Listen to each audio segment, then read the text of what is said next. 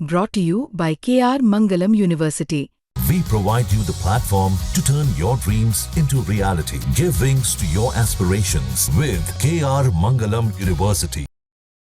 दिवाली के रॉकेट होते हैं, उसका यू कैन से 5 टाइम्स और 10 टाइम्स मोटा स्ट्रीम होता है, और रात में वो अकेला स्ट्रीम कुकर को जा रहा है, तो एवरीबडी कैन सी इट। मैंने देखा, मेरे पीछे फ्लाइट कमांडर ने देखा, तो फ्लाइट कमांडर ने भी पीछे से बोला मेरे को कि सर दे हैव लॉन्च्ड, किसी ने मिसाइल लॉन्च किया।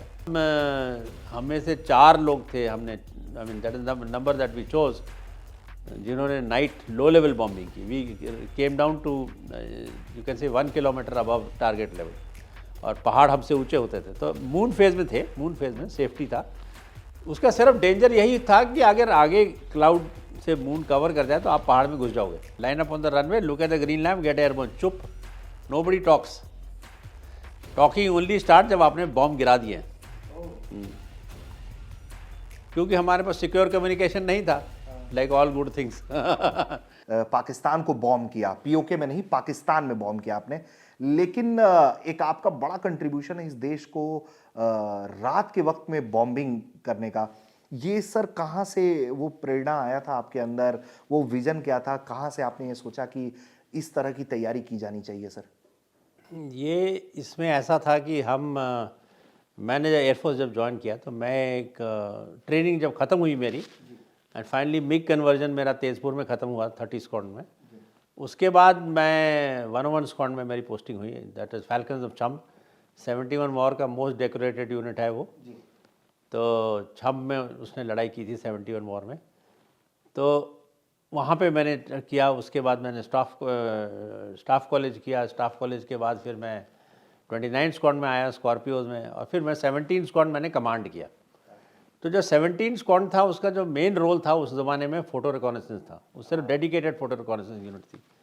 तो उस रोल में हमारे 6 हवाई जहाज़ बठिंडे में होते थे और 6 हवाई जहाज़ होते थे श्रीनगर में।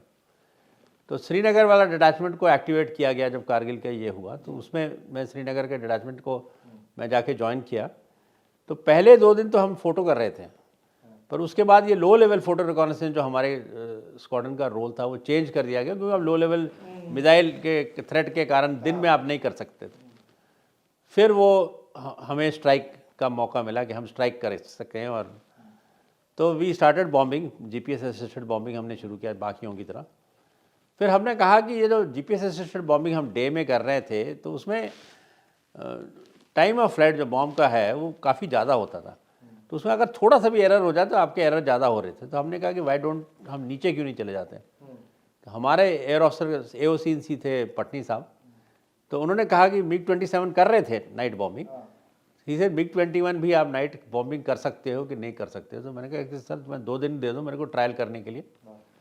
तो हमने 2 ट्रायल किए। एक तो नाइट में लो लेवल जाके देखा माउंटेन्स के बीच मून फेज में, जब कि कैन वी डू इट, तो उसका आंसर निकला yes it is we can do it provided we take precaution. और दूसरा था कि बॉम्बिंग हमने लो ऑल्टीट्यूड से करना शुरू कर दी, तो ज़्यादा एक्यूरेट हो गया। उसको हमने ट्रायल्स किए, फिर तोशे मैदान में उसको वेरीफाई किया। और ये क्योंकि मिग 21 का ये रोल नहीं था, और हमने वॉलंटियर करके यू कैन से किसी तरह छीन के ये रोल ले लिया, तो उसके कारण जो हमारे स्क्वाड्रन के जो चारों पायलट जो जिन्होंने नाइट स्ट्राइक किया, चारों डेकोरेट हो गए। प्लस अजय आहूजा जो हमारे स्क्वाड्रन में थे, तो उनको वीर चक्र मिला। प्लस मेरे इंजीनियर जो थे VN राव, उसने 50 दिन, इतना पुराना हवाई जहाज है, 50 दिन 100% सर्विसिबिलिटी मेंटेन की, तो उसको भी मेंशन इन डिस्पैचेस दिया गया। तो उसके कारण मैं हमेशा मेंटेन करता कि हम कारगिल की लड़ाई में गए flying one of the oldest aircraft in the Indian air force inventory, and we came out of the Kargil conflict as one of the most decorated units of the air force. तो मैं हमेशा इस कहता हूँ लोगों को कि doesn't make a difference what aircraft you fly, it is how well you fly your aircraft. Definitely sir, बहुत अच्छी बात कही आपने। सर तो श्रीनगर डेज की अगर हम थोड़ी और बात करें, आप किस तरह के सख्त मिजाज ऑफिसर हुआ करते थे? नहीं, मैं कोई सख्त मिजाज आप मेरे यंगस्टर से पूछो, कोई सख्त मिजाज नहीं होता था। नो, इसमें बेसिकली हमने देखा है कि जब लड़ाई शुरू होती है ना, तो जो आपका प्लान है पहले का, it goes out of the window. First contact with enemy, plan is out of the window. Now what is most important कि can you think on your feet, अब आप क्या निकाल सकते हो। हैट्स ऑफ एयरफोर्स, इमीडिएटली जब ये हो गया 2 एयरक्राफ्ट गॉट शॉट, एक का इंजन फेलियर हो गया, वो इजेक्ट कर गया, तो they readapted themselves. And GPS assisted bombing का ये फ़ायदा हो गया कि now we were bombing day, we were bombing day night, हम क्लाउड के थ्रू भी बॉम्ब गिरा रहे थे। तो जो एनिमी का मोराल था, जो डिफेंड कर रहे थे वहाँ पे, it had a severe effect कि उनका एयरफोर्स तो आती नहीं थी, क्योंकि वो कहते हमारे बंदे नहीं हैं, और हम लोग day night bombing, even through the clouds they were being bombed, so that did have an effect on their morale. तो आपने तो खुद भी फ्लाई करके आपने बॉम्ब किया? नहीं, मैंने डे बॉम्बिंग भी की है ऑब्वियसली, जैसे सबने किया, पर हम में से 4 लोग थे, हमने, I mean that is the number that we chose, जिन्होंने नाइट लो लेवल बॉम्बिंग की। We came down to you can say 1 kilometre above target level, और पहाड़ हमसे ऊंचे होते थे, तो मून फेज में थे, मून फेज में सेफ्टी था। उसका सिर्फ डेंजर यही था कि अगर आगे क्लाउड से मून कवर कर जाए तो आप पहाड़ में घुस जाओगे, फेटल हो जाएगा। तो उसको अवॉइड करना होता है, you have to see a dark patch, decide well in time. और फिर मैं हमेशा आगे रहता था, क्योंकि अगर यंगस्टर को डालोगे, उस बेचारे को डाउट हो जाता है कि सीओ क्या बोलेगा, ये क्या, तो इन डिसीजन लेने में प्रॉब्लम हो जाता है। तो मेरे कहा in my case I am the CO, मैं सबसे पहले मैं तो फट से डिसाइड करूँगा कि करना है कि नहीं करना है। तो ये तो सर मैं वही आपके बारे में पढ़ रहा था, तो जो आपके लोगों ने, जो आपके अंडर में जिन लोगों ने, जो यंगस्टर्स तैयार हुए, जो उन्होंने काम किया आपके साथ, वो ये बात कहते हैं कि एक तो आप तुरंत फैसला लेने वालों में से रहे कि क्विक डिसीजन, और आप खुद को एग्जाम्पल बनाना, जैसा कि आपने बताया कि आप खुद से आप आगे आके करते थे, तो आपने एक से एक लोग तैयार भी किए अपने अंडर में उस दौरान। और करगिल का जो नतीजा है, आप लोगों ने सोचा था कि ऐसा ही कुछ होने जा रहा है, या कोई थ्रेट भी रहता था फ्लाई करते वक्त? तो उस टाइम इतने लो रेंज में जाते थे, आपको मालूम होता था कि गन शॉट्स के भी क्या डर होते थे? नहीं, हमने ट्रायल्स किए थे उससे पहले, ये ईगला मिसाइल्स के साथ हमने श्रीनगर में ट्राई किया था। देखो दुश्मन के पास क्या था कि उनके पास इंफ्रारेड सीकिंग मिसाइल था। अगर इंफ्रारेड सीकिंग मिसाइल आपकी तरफ ठीक तरह पॉइंट कर दे तो वो रात को भी आपको मारेगी, ये दिन रात को फर्क नहीं पड़ता। पर प्रॉब्लम है तो पॉइंट कैसे करें, ठीक है। प्लेन्स में क्या होता है कि उसको रेडार की डायरेक्शन मिलता है, तो रेडार के बेसिस में वो देखता है अपने छोटे से, यू कैन से इट्स लाइक अ 3-4 डिग्री का व्यूइंग एंगल होता है, तो इट्स लाइक सीइंग बाइनोकुलर, दूरबीन के थ्रू जैसे देखते हो। तो जैसे आपने किसी चिड़िया को देखनी है तो पहले आप चिड़िया को देखते हो, फिर दूरबीन लगाते, बाइनोकुलर लगाते हो। डायरेक्टली आप दूरबीन में आँख डाल के आप चिड़िया को नहीं पकड़ सकते। तो हमने देखा कि नहीं हो सकता उससे, ठीक है, उसका आवाज़ सुनेगी, वो कोशिश करेगा, पर वो लॉक नहीं कर सकता। तो जब ये हमारे एश्योरेंस मिल गया है तो हमने कहा ठीक है, we came down to 1 kilometre, ठीक है। उसमें अगर उसको दिख गया, अगर किस्मत हमारी इतनी माड़ी है तो वो मारेगा, नहीं तो most probability of success is very high, he will not get you.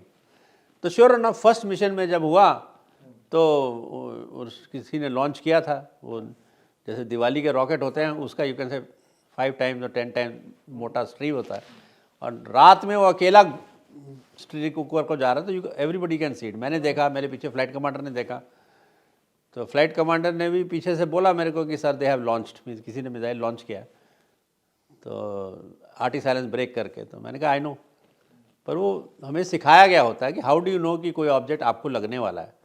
वो आपके कैनपी में एक जगह रहता है और वो मूव नहीं करता, वो आपके पास आ रहा है। अगर आपके कैनपी से हट रहा है, जैसे आप गाड़ी चलाते हो ना, जिसमें आप क्रैश करोगे, वो आपको वहीं रहेगा, बाकी सब हटते रहते हैं। हाँ, तो ऐसा वो मूव कर रहा था, मैंने कहा ये is not coming to me, I mean aimless किसी ने फायर किया है, तो ठीक है, that is a risk. And then we continued, हमने बॉम्बिंग की, तो देन वी रियलाइज़ कि हमने जो एवेल्युएशन किया था ठीक था। उसके बाद कई मिशंस किए हम लोगों ने रात को लो लेवल, उसके उस टाइम में रिपोर्ट भी आते थे आर्मी से, जो ट्रूप्स आगे बैठी हुई थी, तो accuracy improved because of which, because हम not because we were much lower. तो जैसे अगर एरर 1 है तो 1 into 10 seconds का है, नहीं तो 1 into 40 seconds का एरर, तो that is the that's what I am trying to tell you.